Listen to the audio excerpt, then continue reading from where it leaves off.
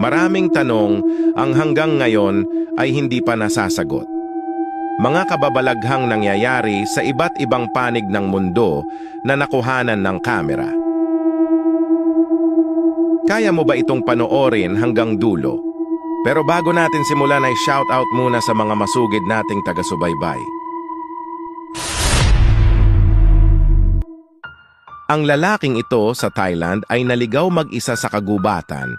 Habang hinahanap niya ang daan palabas, ay nakaramdam siya ng kakaiba na para bang may kasama siyang ibang tao sa paligid.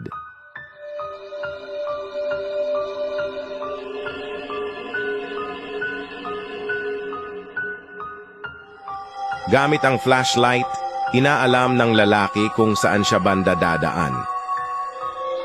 Ngunit iba ang makikita niya mula sa kakahuyan.